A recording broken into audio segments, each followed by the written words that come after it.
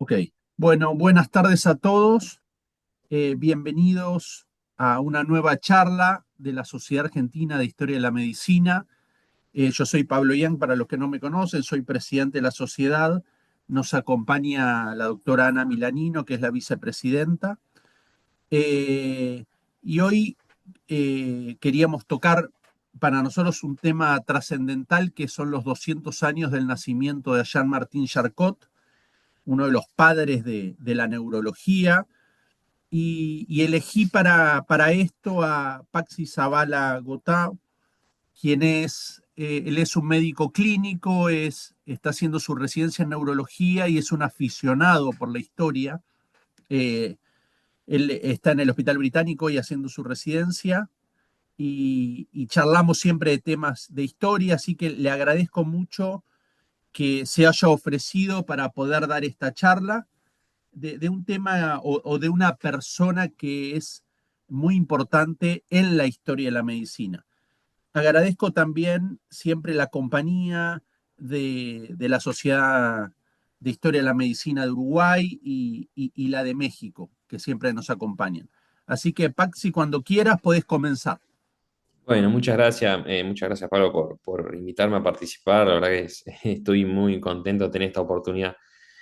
Eh, sí, como bien comentó Pablo, yo, bueno, soy médico clínico y estoy siguiendo mi formación dentro de la medicina, más particularmente en el área de la neurología, en el Hospital Británico. Y bueno, siempre tenemos que hacer alguna charla de algunas cuestiones clínicas o de anatomía o alguna patología en particular. Siempre trato de hacer algún aporte, como para hacer la charla un poco más amena, algún aporte, dato curioso sobre la historia. Y bueno, es algo que siempre me motiva a estar leyendo. Y bueno, eh, en esta oportunidad voy a tratar de hacer toda la charla completamente sobre la historia. En cualquier momento que me quieran interrumpir para hacer aportes o preguntarme lo que fuere, estoy totalmente predispuesto, así que me pueden interrumpir cuando coinciden, ¿sí?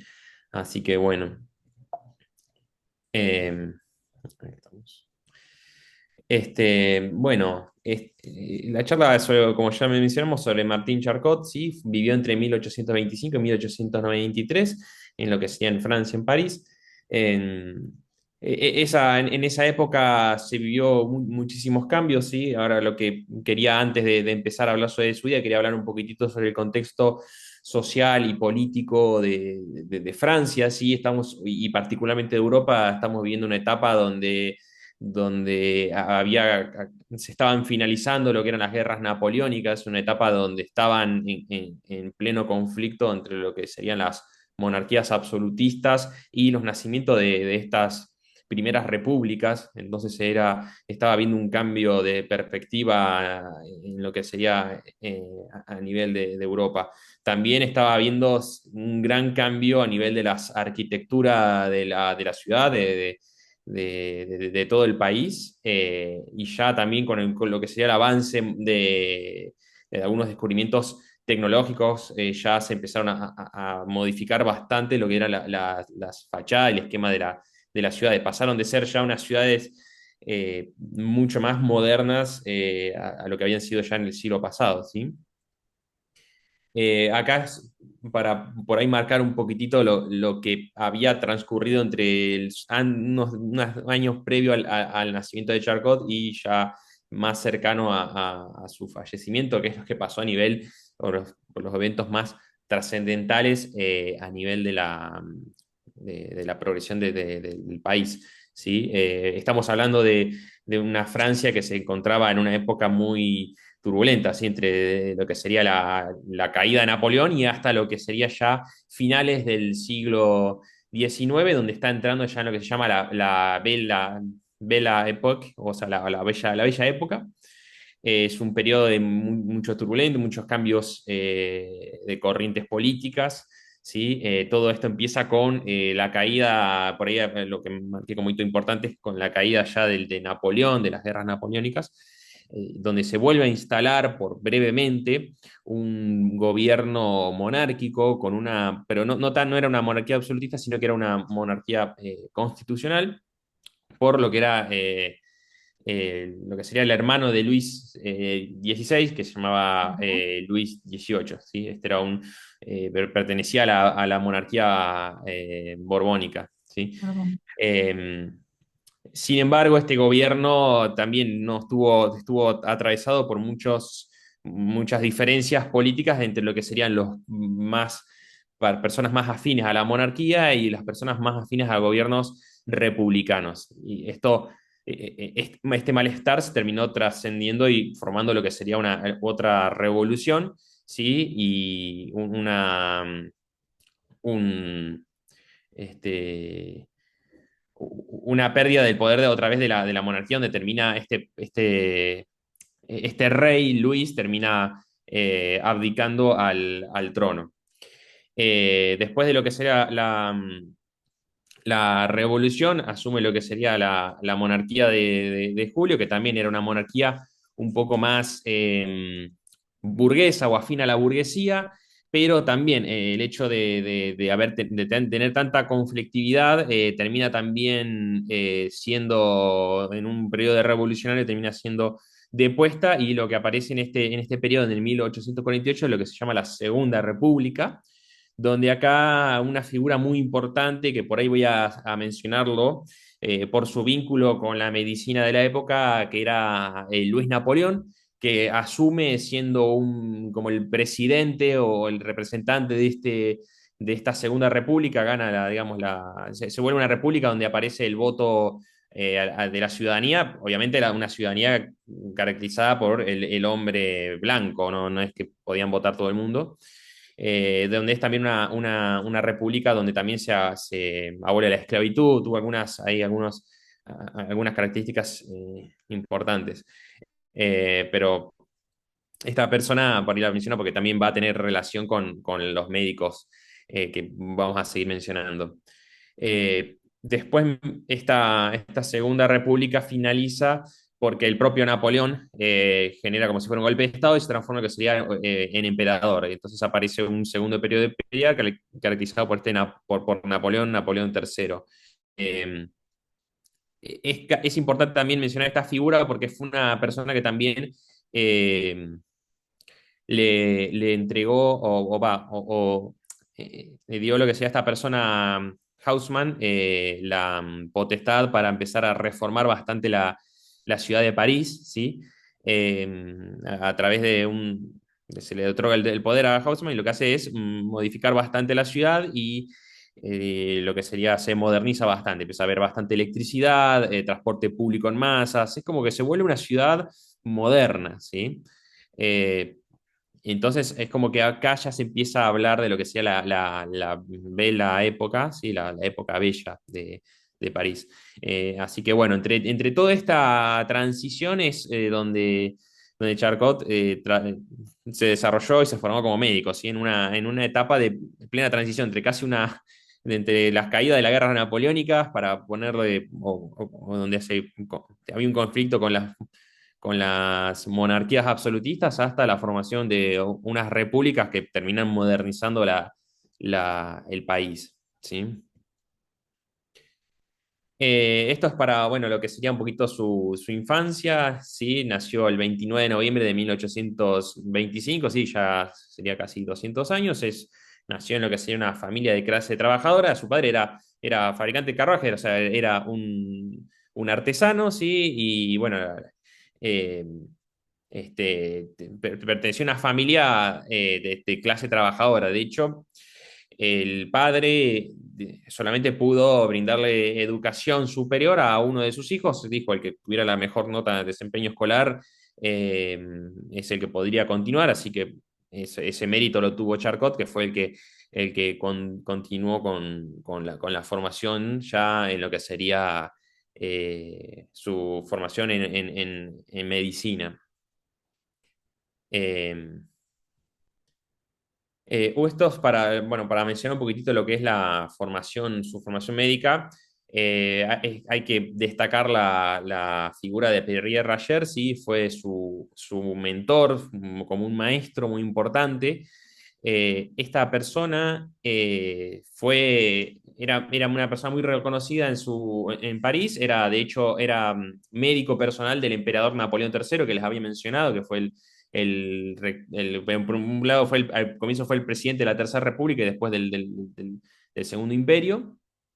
Y además de ser un hombre cercano a la política, también se lo considera como alguien, eh, como el padre de la nefrología, también, entre otras cosas, porque también describió ciertas enfermedades renales, por ejemplo, la albuminuria, que es la presencia de proteínas en la orina, es un marcador de enfermedades inflamatorias del riñón. ¿Sí? En esa época lo que se hacía era se evaporaba la orina y se veía que había depósitos de ciertas proteínas, en este caso la albúmina, ¿sí? Que es una proteína que tenemos en la sangre, que no debería encontrarse en la orina. Bueno, acá se empezó a evidenciar ya la presencia de esta molécula en la orina y que se asociaba a enfermedades. ¿Sí? Entonces fue una persona muy reconocida en ese aspecto. Además también de lo que sería describir, por ejemplo, la cirrosis biliar, eh, fue... también fue el que le empezó a dar una idea a Charcot sobre un poco lo que sería la asociación entre la clínica y la patología. El hospital donde se formó sí es este hospital, el hospital Salpêtrière, perdón si mi francés no tengo buena pronunciación, pero bueno, este hospital fue fundado en el 1600, ¿sí? Su nombre significa literalmente en francés salitre, que es uno de los compuestos previos de la pólvora, porque el lugar donde se construyó este hospital había un polvorín antes, era un descampado donde había un polvorín, y ahí se decidió primero armar este edificio, esta estructura que en ese momento, en el 1600, este hospital era un lugar donde se pretendía alojar a la población más desprotegida de la ciudad, que eran por ahí gente mendiga, gente pobre, gente que vivía, que no tenía un hogar. Bueno, terminaban en esas instalaciones, ¿sí? Después, hoy en día, en la actualidad, este hospital sigue funcionando, es uno de los hospitales, es el hospital más grande de Europa actualmente, ¿sí? Para continuar hablando un poquito de la formación, también tenemos a Adam Duchen, ¿sí? Este médico también describió un tipo de distrofia, ¿sí? Que lleva su nombre, la distrofia de Duchen, ¿sí? Que es un tipo de patología que genera un déficit motor.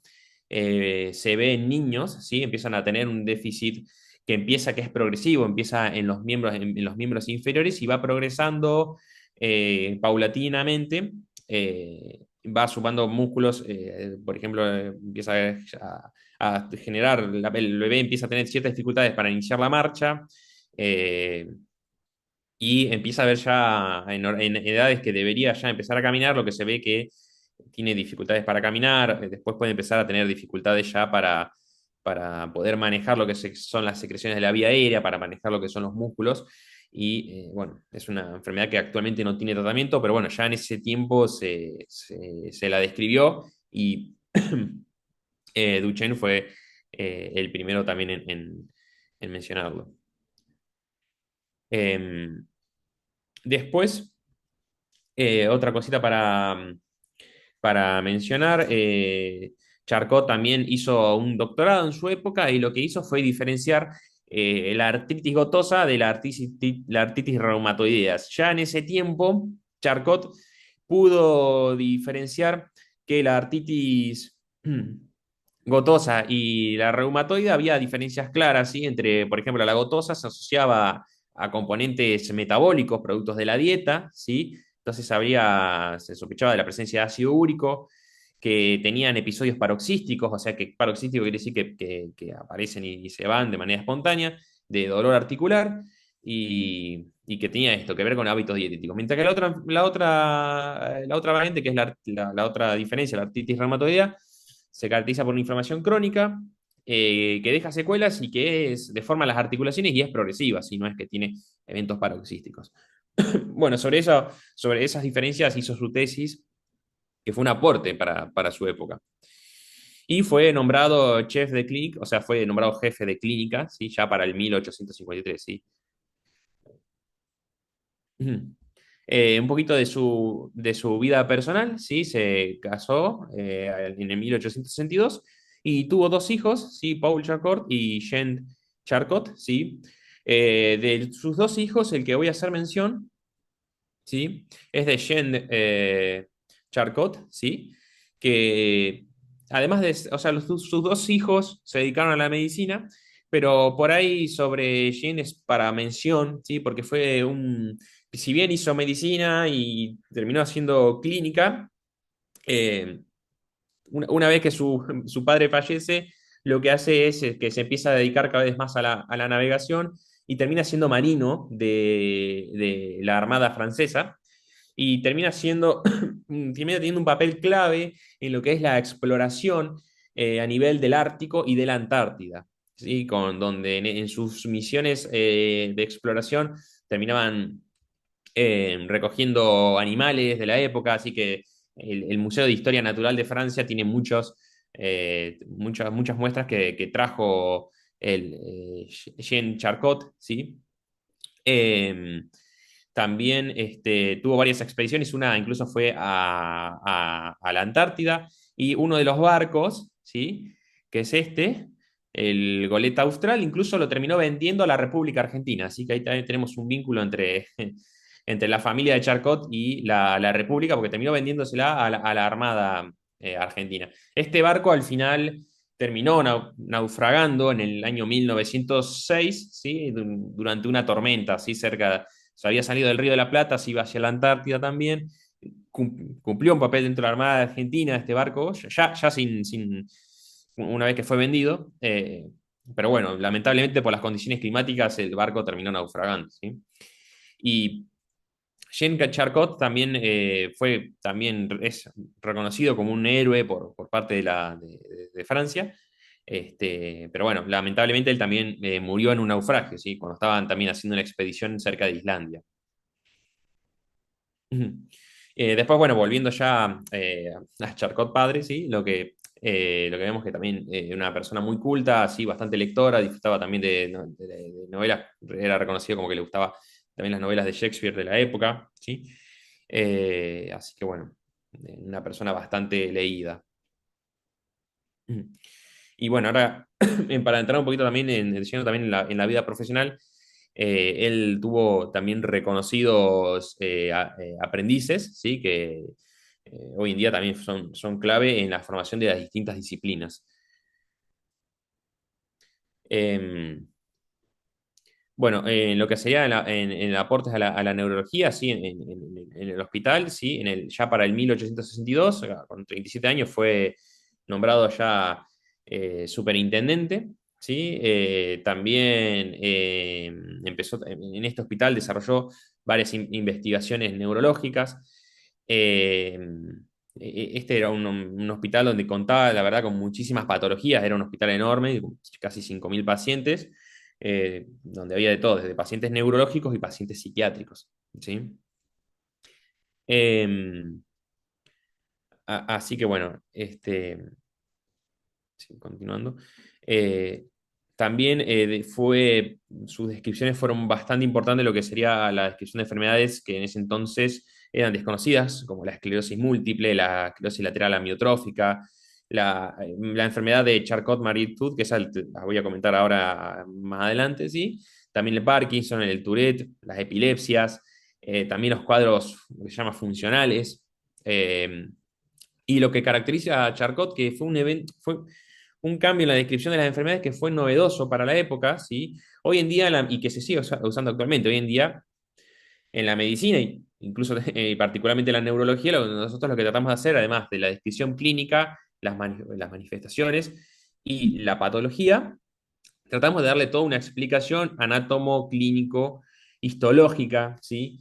Eso, si bien parece una obviedad o en nuestros tiempos, en esta época no lo era tanto y de hecho Charcot fue el primero en hacer ese tipo de descripciones, ¿sí? Donde trataban de eh, hacer una descripción anatómica de los pacientes.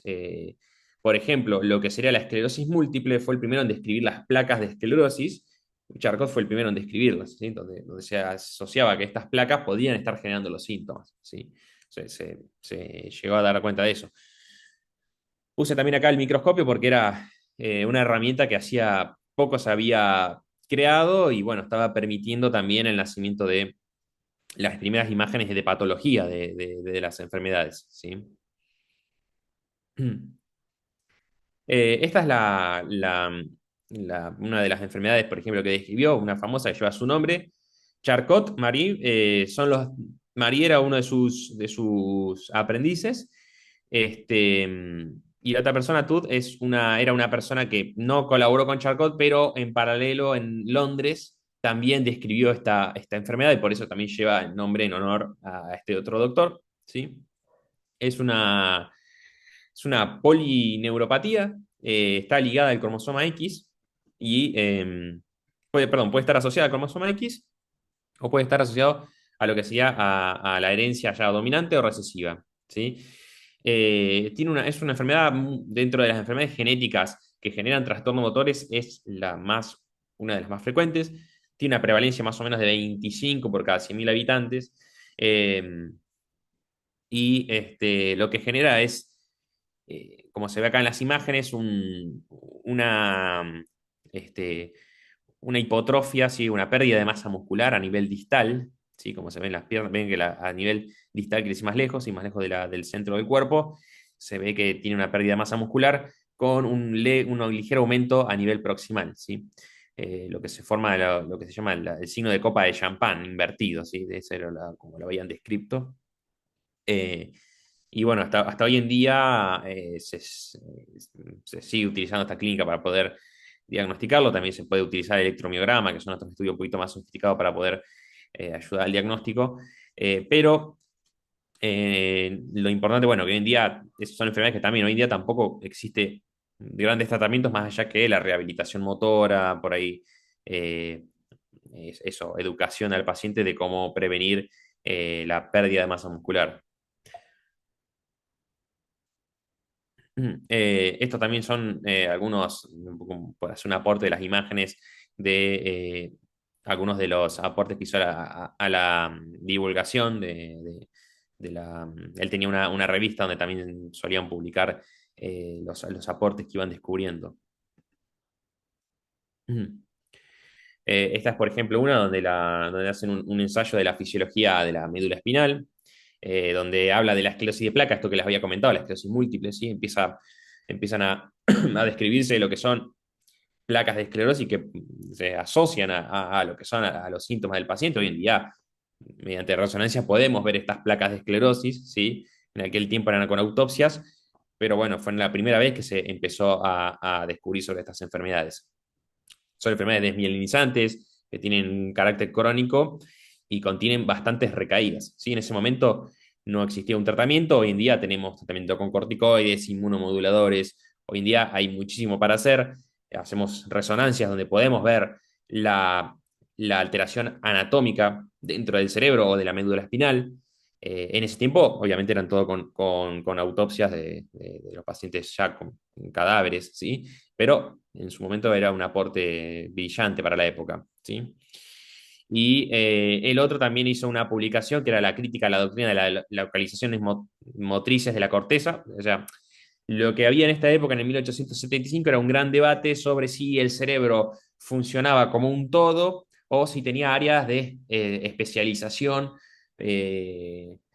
para, por ejemplo, el movimiento muscular. Eh, donde había gente que decía que había áreas que se habían hecho producto con investigación en animales, donde se hacía estimulación eléctrica en un área del cerebro y generaba un movimiento, por ejemplo. Bueno, hoy en día se sabe que el cerebro tiene ciertas áreas de especialización. Hay ciertas áreas del cerebro donde, por ejemplo, tenemos el área motora, donde tenemos neuronas que controlan diferentes partes del cuerpo, tenemos áreas sensitivas, que son las que se encargan de las sensaciones, tanto sensibilidades al tacto, sensibilidad a la vibración, tenemos áreas que se encargan del cerebro que se encargan de la visión. Pero bueno, en esa época no estaba tan claro y bueno, se hablaba un gran debate si de verdad el cerebro tenía algún área de especialización. ¿sí? Lo que decía Charcot, él no tenía no tenía una postura firme con ninguna de las dos, ¿sí? Él decía que era un poco y un poco, ¿sí? Como que había áreas de especialización, pero el cerebro terminaba funcionando como un todo. Y por ahí esa visión de Charcot es la que tenemos hoy en día más presente, ¿sí? El cerebro tiene áreas de especialización, pero también funciona de manera integral, ¿sí? Para poder funcionar correctamente. Y después también, obviamente, fue un médico que describió muchísimo sobre la psiquiatría, ¿sí? De hecho, ahora después voy a hablar de varios de sus discípulos, hay uno muy famoso de la psiquiatría y de la psicología. Describió esto, lo que son los trastornos obsesivos compulsivos, describió también las neurosis. En ese momento también se llamaban, habían otros cuadros que se llamaban histerias, ahora se llaman cuadros funcionales, pero fue también el primero en empezar a describirlos. Así que bueno, acá. Esta es una imagen griega que explica el pasaje de la antorcha, que en ese momento simbolizaba el conocimiento, así que por eso decidí traerla acá, como Charcot pasando el conocimiento a sus discípulos y bueno, ellos también pasándolo al resto de la humanidad, ¿no? Eh, el más famoso, o el que era como si fuera el más cercano a Charcot, era Babinski, ¿sí? Este médico también fue un gran investigador de varias enfermedades, incluso puede verse que ahí tenemos varios signos en el examen físico que los neurólogos utilizamos uno, que es mucho, que es, por ejemplo, el signo de Babinski, que habla sobre una lesión de la vía piramidal, ¿sí? Pacientes que han tenido un ACV y tienen algún déficit, por ejemplo, para mover la pierna, podemos ver este signo de Babinski, que él ya en su momento lo había descrito, ¿sí? Tenemos varios tipos de epónimos que llevan hoy en día el nombre de Babinski y que fueron en su momento descritos por él. Por ejemplo, este que tenemos acá abajo, Anton Babinski, ¿sí? Era un tipo de trastorno, ¿sí? Una anosognosia, ¿sí? El paciente tiene dificultad para ver, pero lo niega, ¿sí? No lo niega no lo diga conscientemente, ¿sí? El paciente cree que puede ver, aunque tenga un déficit visual, ¿sí? Esto puede ser producto, por ejemplo, de pacientes que tienen ACV y no te relatan que tengan un déficit visual, pero si vos haces las pruebas, te das cuenta que el paciente no tiene visión, ¿sí? Pero en la integración de su cerebro no se percibe que hay un déficit visual. El otro sería el Babinski Fringe, ¿sí? Que sería un tipo de distrofia gonadal con aumento del tejido adiposo, que este síndrome se ve en pacientes que tienen una enfermedad en el hipotálamo. Otro era Babinski-Nagot, ¿sí? Que es también un tipo de síndrome donde se ve una alteración o un daño en la protuberancia, perdón, en el bulbo raquídeo, y se ve mucho, por ejemplo, en los cuadros de ACV isquémico. En ese momento, el cuadro que Babinski había relatado en realidad no era de producto de un ACV isquémico, sino que era un paciente con neurosífilis, ¿sí? En ese momento, previo al descubrimiento de la penicilina, la sífilis como una infección bacteriana generaba en muchos casos una progresión. Sin tratamiento, esta enfermedad puede llegar a provocar alteraciones ya a nivel del sistema nervioso, ¿sí? Con años ya de evolución o a veces dentro de las primeras etapas de la enfermedad. Y en una de estas se podía llegar a ver, por ejemplo, cuadros de lesiones isquémicas productos de esta enfermedad producida por una bacteria, ¿sí? La sífilis, esta enfermedad de transmisión sexual, ¿sí? Eh, este es Pierre Marie, este es otro gran también discípulo de Charcot, que también se formó en el mismo hospital. También fue el que describió junto a Charcot la patología de Charcot-Marie-Tooth que les había mencionado, ¿sí? De la distrofia muscular que desarrollé. También participó en lo que sería en los estudios de esclerosis múltiple, de las afasias, ¿sí? Y también fue uno de los sucesores de Charcot para lo que sería profesor de neurología. Eh, Así que bueno, lo único malo que bueno, tuvo una muerte prematura él también. Eh, este, este George Tourette también fue más reconocido en el área de la psiquiatría, ¿sí? Donde describió, entre otras cosas, por ejemplo, el síndrome de Tourette, que lleva su nombre, que es una patología que se caracteriza por que las personas tienen un trastorno en que tienen tics y vocalizaciones involuntarias de palabras inapropiadas, ¿sí? Con coprolalia, ecolalia, ¿sí? Trastornos conductuales, ¿sí?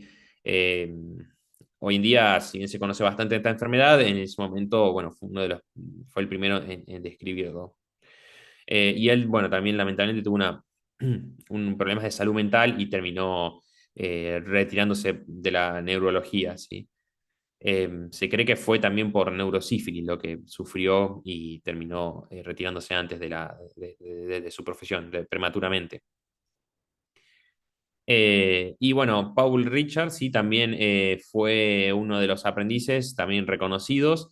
Eh, Él era, además de ser médico, era artista, tenía un gran talento. Ahora le voy a mostrar algunos de sus cuadros, ¿sí?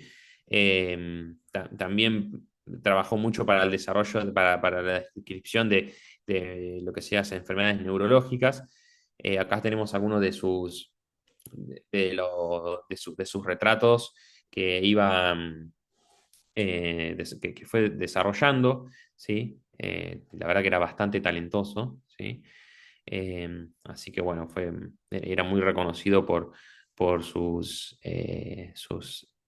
ilustraciones en sus publicaciones. Este también fue otro de sus discípulos, ¿sí? Eh, También estuvo en la cátedra de Charcot, lo sucedió también cuando él se retiró. Eh, Este, También describió varias patologías, participó también en el estudio de lo que sea la esclerosis múltiple, describió varias neuropatías periféricas, también como la enfermedad de Parkinson. Participó con Charcot en lo que sería la descripción de estos trastornos de la médula espinal asociados a la esclerosis múltiple. También fue coautor junto a Perry Marie en algunas de las enfermedades, como por ejemplo la enfermedad de Charcot-Marie, que les había mencionado. Eh, Así que, eh, y bueno, acá tenía el otro, uno de los últimos discípulos que voy a mencionar, sí, Sigmund Freud, eh, también bastante reconocido como fundador no solo uno de los fundadores de la neurología actual, sino también del psicoanálisis. Vino y aprendió con Charcot en el área de psiquiatría, lo que sería la formación cuando estaban estudiando lo que sería las enfermedades funcionales o lo que sería las histerias, también participó y junto a Charcot, ¿sí? Eh, También todo lo que aprendió con él le permitió elaborar sus obras, ¿sí? Que donde introduce estos conceptos como el inconsciente, la represión, el complejo de Edipo, la interpretación de los sueños. Eh, de hecho, uno las obras más famosas que tiene es esa, la interpretación de los sueños y los ensayos sobre la actividad sexual. Eh, pero bueno, su paso por Francia fue bastante importante para poder desarrollar todo lo que sean sus obras. Y bueno, ya como para ir cerrando, un poco esto voy a hablar sobre el fallecimiento y después un poquito sobre el legado de Charcot. Ocurrió el 16 de agosto de 1823, sí, tenía ya 68 años y la causa fue un edema de pulmón, sí, por un infarto agudo de miocardio. Era una persona muy tabaquista en ese momento. así que tenía problemas cardiovasculares producto de su hábito tabáquico. Esta es una estatua un monumento de a Charcot que estaba en el hospital y bueno, lamentablemente fue destruida por los nazis durante la guerra, ¿sí? Pero bueno, acá tenemos un registro fotográfico de la época, ¿sí? Eh, donde se hizo básicamente en el hospital donde él se desarrolló su carrera profesional, su labor durante toda su vida, ¿no? Mm. Y bueno, acá tenemos algunos de lo que son los epónimos que están relacionados con Charcot y este, a qué se ven asociados.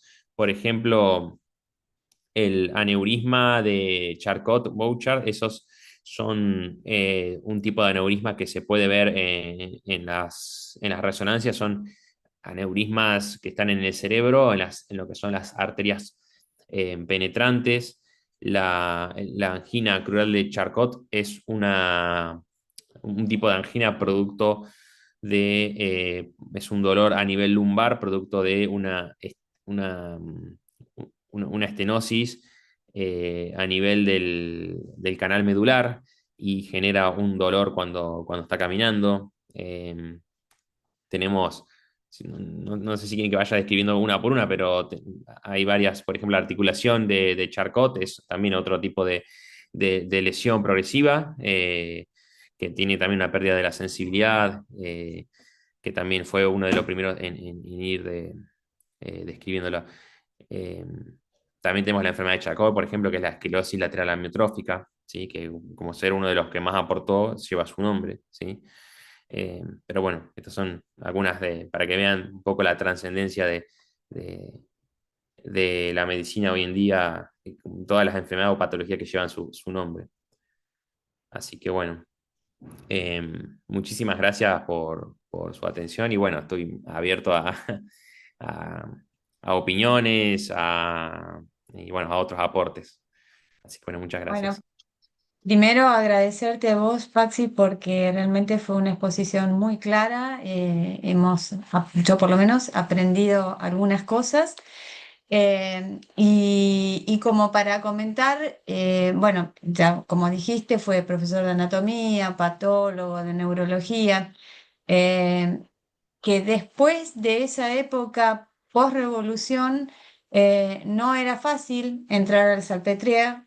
eh, que sirvió como prisión, como asilo, como hospital, y que por ahí no estaba tan bien visto hasta que Duchenne comienza con toda su actividad, y bueno, y por supuesto, liderada posteriormente por Jacques, que convirtió a ese asilo realmente en un centro de neurología, ¿no?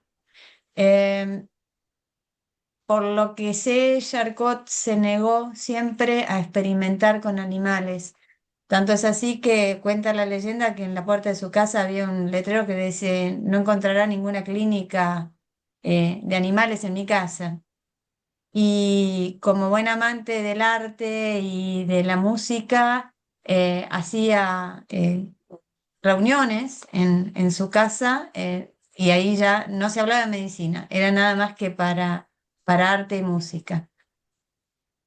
Creo que no le tocó una época fácil en el sentido que había una contraposición en esa época donde ya se estaban marcando las distintas escuelas de enseñanza de la medicina.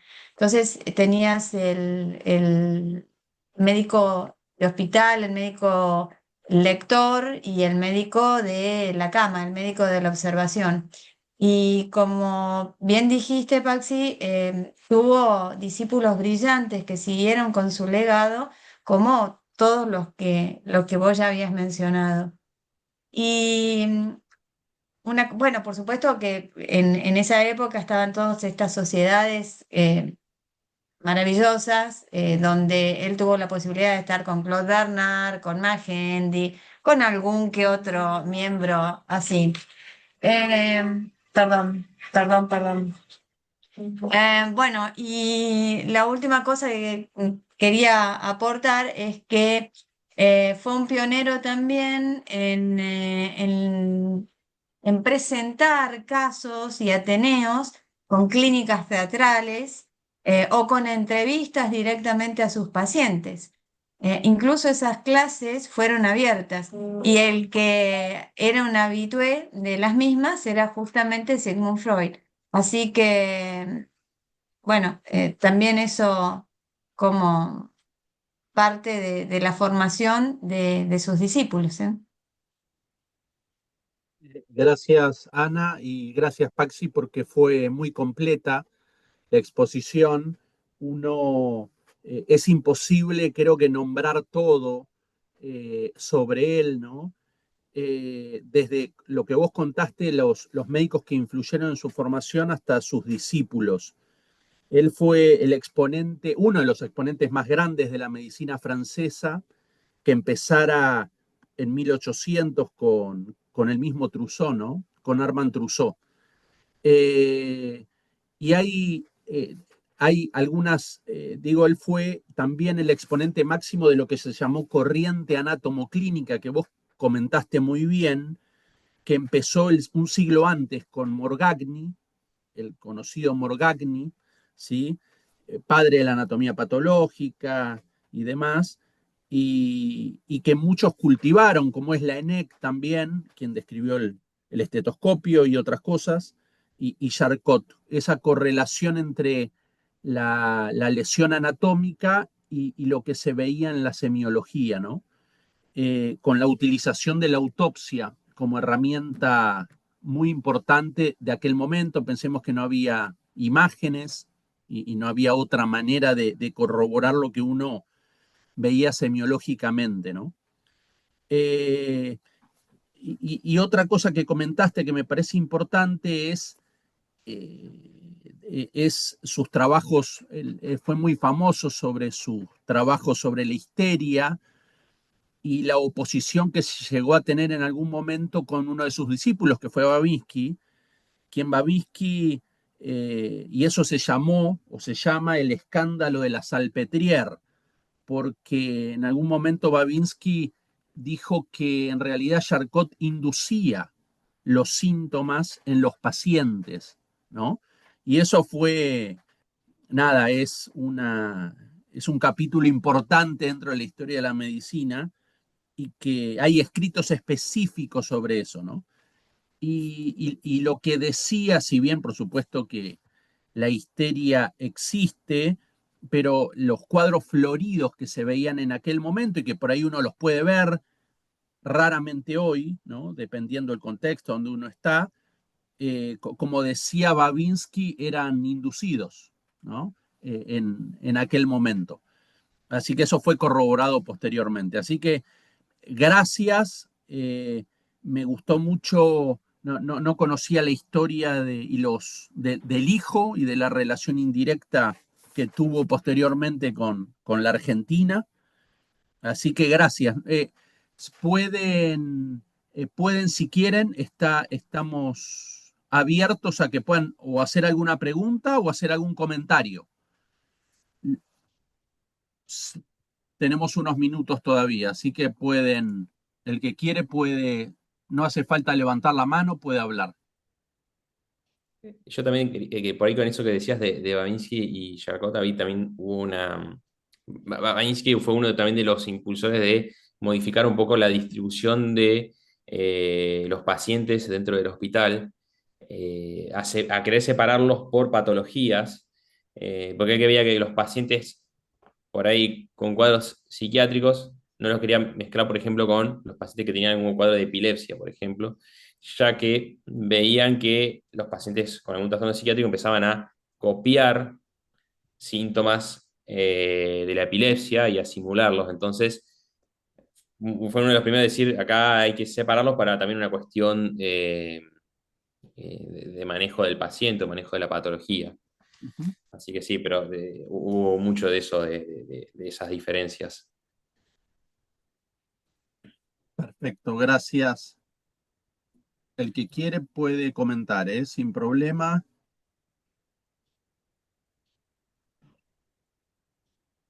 Si no, cerramos.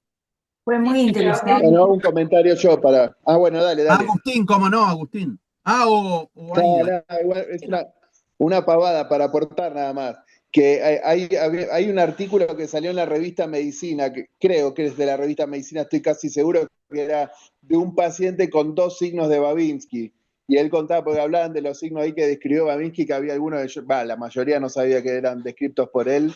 Y uno era más allá de su famoso signo de Babinski, que era la extensión del hallux longis, era uno que es la parálisis del músculo platípnea, que es un músculo parte del nervio facial y que se dan lesiones, nada, como una ACV. Eso era uno. Y no, nada, y después lo que a mí me encanta de estos tipos es una época para mí siempre los envidio un poquitito porque cada día me da la sensación que nos alejamos más.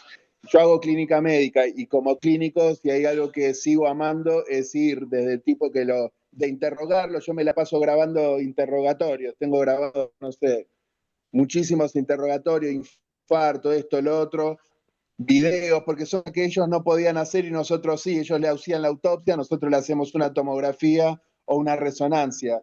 Y me encanta meter eso, llegar desde el interrogatorio hasta finalmente ver un preparado de anatomía patológica, porque me encanta ir a bacteriología, ir a anatomía patológica y ver las cosas con mis propios ojos. Un poquito siguiendo esa línea que casi está en extinción, pero en mi ilusión trato de mantener un poquito vivo. Nada, ese comentario nomás.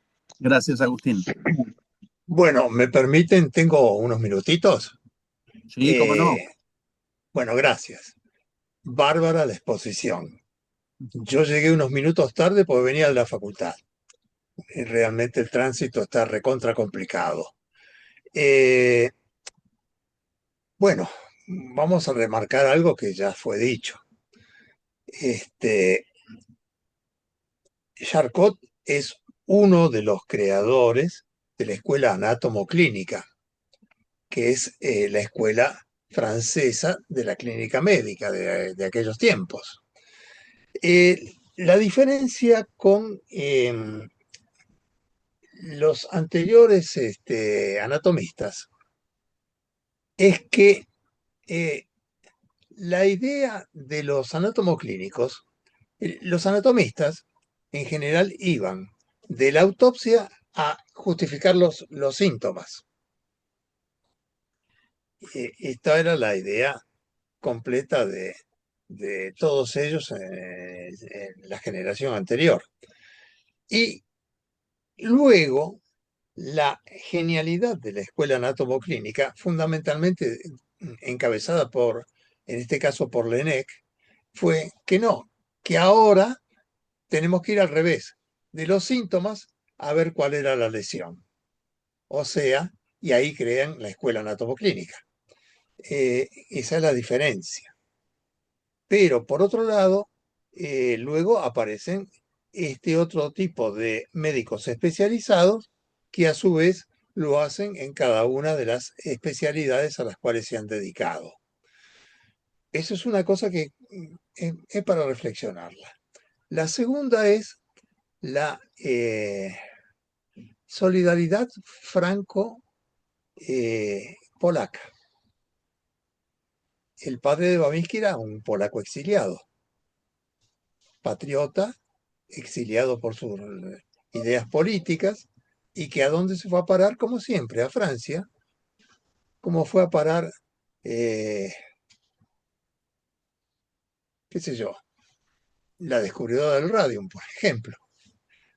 Y toda esa solidaridad que al final se vio hasta en la Guerra Mundial, porque los aviones alemanes, cuando bombardeaban las líneas francesas, al principio de la guerra le escribían en francés una pregunta: ¿franceses van a morir por Polonia? Y sí, van a morir por Polonia, porque el tema fue que Polonia fue invadida. Es decir, desde Madame Curie hasta Babinski, hay toda una línea de solidaridad franco-polaca muy importante. Y en tercer lugar, una cosa que también es interesante, la ligazón que tenía este hombre, Charcot, con todo lo que sea las bellas artes en todos los sentidos.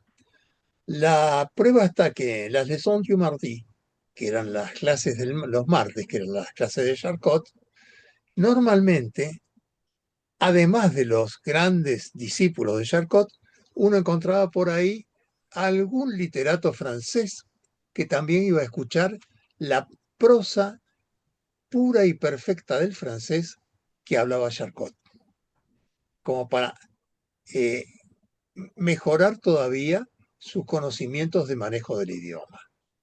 Y esto es una cosa también interesante. Bueno, esto es lo que yo podría aportar, ¿no? Como recuerdos. Muchas gracias, Abel. Muchas gracias. No sé si alguien más quiere, creo que alguien estaba por hablar y justo por ahí interrumpimos. Si alguien quiere hacer algún comentario, está abierta la posibilidad, ¿eh? Y mi comentario es que fue excelente, muy interesante, muy clara la exposición, pero a mí me maravilló ver un joven interesado en historia de la medicina. Eso me parece muy promisor. Así que felicito a todos Muchas ustedes gracias. por este joven. Gracias, Muchas gracias. Ese es un milagro. Eso es un milagro. No, Pa- el, Pa- Pablo, sí, y si ahí tenés, está el doctor Racing, te escucho. si tenés un minuto, primero felicitarlo a Pachi, la verdad que fantástico. Te invito a que la repitas en el servicio, creo que vale la pena, especialmente para los neurólogos jóvenes del servicio que escuchen esta historia. Y lo segundo, has mencionado enfermedades clásicas. Uno conoce a Charcot por su influencia en enfermedades clásicas, pero les cuento una más de la impresionante impacto que esto sigue teniendo hasta la actualidad. Hay una muy interesante revisión del año pasado de lo que Charcot llamaba la lesión dinamique, cuando él hablaba de histeria. Bueno, hoy hay una sociedad internacional liderada por gente de Lena Yates, gente científico renombrado de Estados Unidos, que se llama Sociedad Internacional de Movimientos Funcionales o Neurología Funcional. Lo que él llamaba histeria hoy se transforma en un capítulo gigantesco de la neurología sobre alteraciones diversas que no tienen un correlato anatómico claro, pero interesantemente con resonancias funcionales y PET, se ve que en esos pacientes, que en esa época se podían llamar histeria y hoy se llaman pacientes con trastornos funcionales, hay cambios descritos y estudiados en el sistema límbico, en la amígdala, inhibiciones y desinhibiciones que se asocian a la aparición de los fenómenos que veían Charcot y sus discípulos en aquellos famosos años. Así que y cada vez que esta sociedad da un curso, inevitablemente todo comienza con la historia de Charcot. Así que hasta el día de hoy seguimos aprendiendo. Felicitaciones, Pachi. Gracias, Doc. Muchas gracias, Ricardo. Bueno, y agradezco a todos. Creo que si Charcot hubiera estado hoy, hubiera estado feliz del homenaje que le hicimos. Y además que lo de un joven y que nos recuerda a Charcot cuando inició de chico también, con sus maestros y demás. Así que bueno, gracias a todos y ya los invitaremos a los próximos Ateneos de historia. Muchas gracias por la compañía. Muchas gracias. Buenas tardes. Muy buenas Chao, noches. buenas tardes. Gracias, Pachi. Chao, gracias. Chao, Hasta muchas luego. gracias. Muchas gracias, buenas noches.